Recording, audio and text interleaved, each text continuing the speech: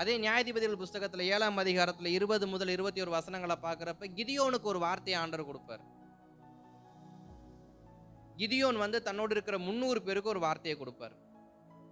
300 பேரும் 100 100ஆ பிரிஞ்சு என்ன பண்ணுங்க, எக்காலத்தையும் தீவட்டியும் எடுத்துக்கொண்டு போங்க. நான் சொல்லும்போது அதை உடைங்க, எக்காலத்தை ஊதுங்க, கர்த்தருடைய பட்டயம் கிதியோனுடைய பட்டயம்னு சொல்லுங்க அப்படின்னு சொல்லிட்டு அவர் போறாரு. அங்க ஒரு பெரிய அந்த பள்ளத்தாக்குல மாற்றங்கள் நடக்குது. நினைச்சு பார்க்க முடியாத அளவுக்கு மாற்றங்கள் நடக்குது. அவங்க கிட்ட இருந்தது என்ன? எக்காலமும் தீவட்டியும் தான். இருக்கிறத பயன்படுத்தினாங்க. நம்முடைய வாழ்க்கையில கர்த்தர் நமக்கு கொடுத்திருக்கிறத நம்ம பயன்படுத்த ஆரம்பிக்கிறோம். நம்ம கொடுத்ததே நம்ம அநேகமா பயன்படுத்தாம இருக்கும்போது அடுத்த கிருபைகளுக்கு நம்ம என்ன பண்ண ஆரம்பிக்கிறோம்? ஜெபிக்க ஆரம்பிக்கிறோம்.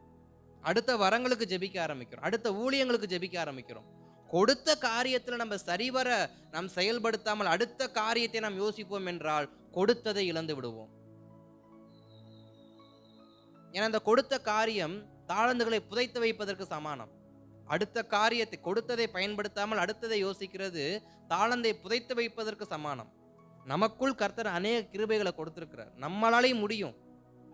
நம் சத்துருக்களை மேற்கொள்ள நம்மளால முடியும். ஆனா நம்ம என்ன பண்ணுவோம்? தேடி போகும் யாரையாவது. இது இனி உங்க வாழ்க்கையில பலவீனங்கள் வந்தா, போராட்டங்கள், இன்னொருவரை தேடி என்ன பண்ணாதீங்க, போகாதீங்க. இந்த மாதத்துல நீங்க அதிகமா நம்ப வேண்டியது, நான் மேற்கொள்ளுவேன்.